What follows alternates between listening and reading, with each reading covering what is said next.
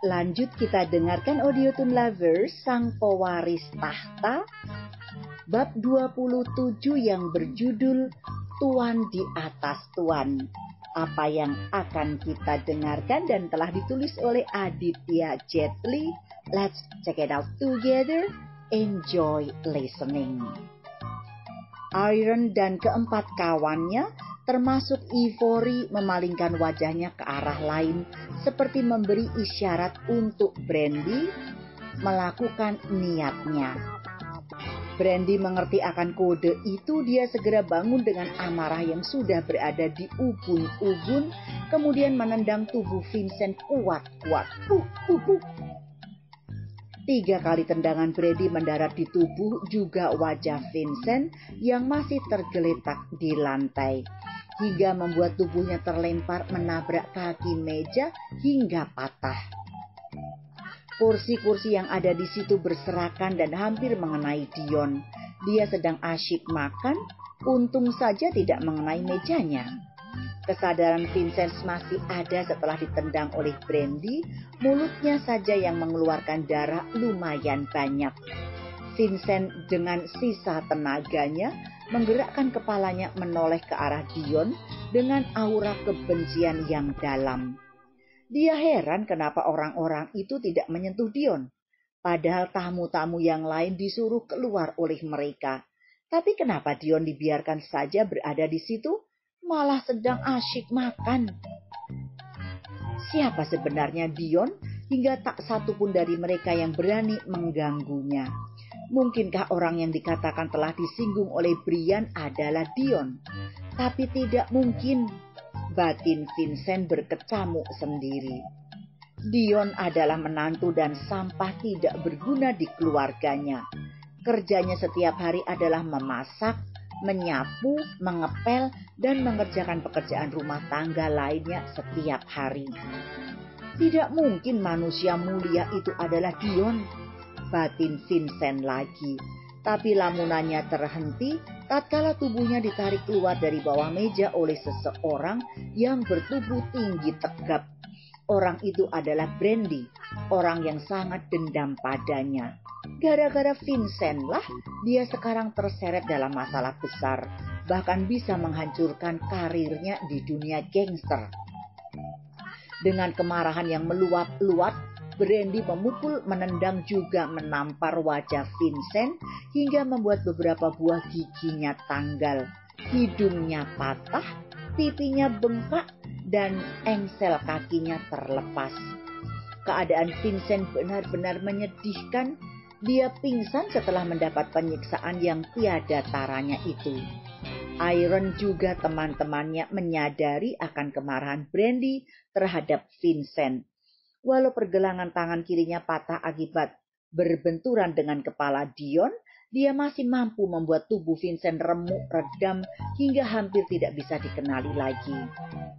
Setelah puas menyiksa tubuh Vincent, Brandy kembali berlutut di lantai dengan nafas terengah-engah. Entah dia menunggu hukuman apa yang akan ditimpakan padanya, juga anak buahnya. Apakah pertunjukannya sudah selesai? Ujar Dion tiba-tiba bersuara dan melangkah ke arah Iron juga Ivory. Tuan muda, tuan muda, tuan muda. Seluruh orang-orangnya Iron termasuk juga Ivory serentak menundukkan kepalanya ke arah Dion dengan sikap hormat. Brandy yang menyaksikan kejadian itu merinding ketakutan. Ternyata orang yang tadi telah diprovokasinya adalah tuan dari orang-orang yang sangat ditakuti olehnya. Kalau mereka saja sudah sangat berkuasa, bagaimana dengan tuannya itu? Untung aku tidak jadi membunuhnya. Kalau tidak, habislah aku, juga anak buahku, apalagi geng kobra milikku. Dia tuan di atas tuan, orang yang tidak bisa disinggung atau diremehkan. Perkataannya adalah titah. Aku harus mendapat pengampunan darinya, batin Brandy dalam hati. Menyadari semua itu, Brandy merangkak ke arah Dion dan dengan sisa keberaniannya, dia mengangkat wajahnya ke arah Dion dan berkata, "Mohon ampuni hamba Tuan, sungguh hamba tidak tahu ada langit yang lebih tinggi daripada langit itu sendiri." Wajah Brandy sambil ujarnya sambil menempelkan dahinya di lantai. Dia sudah tidak peduli lagi dengan harga diri dan kekuasaan. Orang di depannya lebih berkuasa daripada dirinya. Brandy berharap dengan memohon seperti itu, apalagi dengan kondisi kepala berada di lantai seperti itu, tentu orang yang melihatnya akan tersentuh hatinya. Tapi, benarkah begitu? Dion yang diharapkan tergerak hatinya untuk memaafkan Brandy malah tidak menggubris perkataannya sama sekali. Dia malah berlalu dari depan Brandy dan mengedarkan pandangannya ke arah anak buah Brandy yang dari tadi juga masih berlutut. Sama seperti bosnya, mereka juga ketakutan mau melawan. Selain kalah jumlah, mereka juga kalah akan kekuatan. Jadi mereka lebih memilih tetap berlutut dan menunggu titah apa yang akan diberikan oleh tuan di atas tuan itu. Iron yang melihat kondisi itu menyadari situasi. Dengan memberanikan diri dia menghampiri Dion dan berkata, "Apa yang harus dilakukan terhadap mereka, tuan muda?" "Kau lebih tahu dariku, Paman Iron, karena sudah jamak di dunia mafia untuk menyatakan tunduk. Apa yang harus dilakukan terhadap mereka?" jawab Dion bersungguh-sungguh. Iron memandang Robin, Hans, Leon, juga Burgon untuk mendekat kepadanya dan berkata, "Kalian tentu tahu apa yang tuan muda kehendaki? Kerjakan secepat mungkin," ujar Iron dingin. Kemudian si tangan besi Iron memberi kode kepada puluhan anak buahnya yang lain untuk membantu mereka melaksanakan perintah tuan muda mereka. Dia juga memandang ke arah dua orang ninja yang sedang memegang katana untuk melaksanakan titah tersebut. Tanpa berlama-lama, mereka yang diperintah bergegas melakukan tugasnya tanpa beban dan hasilnya keras. "Ah, ah, ah!" Teriakan menyayat terdengar dari mulut anak buah Brandy secara bersamaan setelah dua jari tangan mereka dipotong secara paksa oleh Iron. Hans, Leon, Robin, Burgon, juga kedua ninja tersebut berikut anak buah mereka. Tanpa beban dan tidak kenal ampun, memotong jari tangan puluhan orang seperti memotong tahu saja. Benar-benar sadis, tapi itu resiko yang harus mereka tanggung karena telah berani melawan Dion. Sementara Brandy ketakutan sampai tubuhnya gemetaran. Sekali lagi dia terkencing di celana, tak tahan melihat penderitaan anak buahnya. "Shoot, keras, cukup!"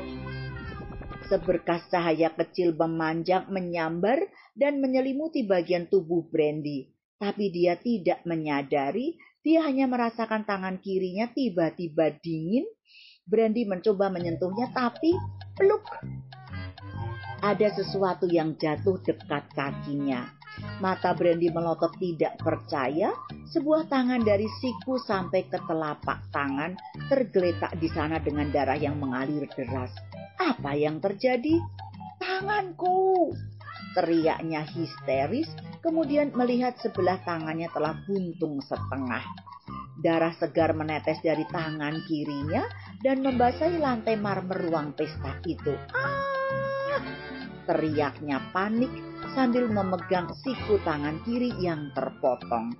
Ampuni kami, tuan muda. Tolong jangan bunuh kami." Brian memohon demi tidak dibunuh. "Itu peringatan bagi kalian karena telah berani mencelakai tuan muda. Jika kedepannya kalian dan terutama kau, Brandy, masih membuat masalah dengan tuan muda, maka percayalah saat ini juga adalah akhir dari hidup kalian." Iron berkata demikian karena ingin menegaskan bahwa tuan muda Dion berada dalam perlindungannya dan tidak bisa diganggu serta diremehkan. "Terima kasih tuan muda, terima kasih." Brandy mengucapkan kalimat tersebut sambil menahan rasa sakit di siku tangan kirinya. Segala upaya dia tahan agar tidak pingsan, tapi pandangan matanya mulai kabur karena kehilangan darah yang cukup banyak.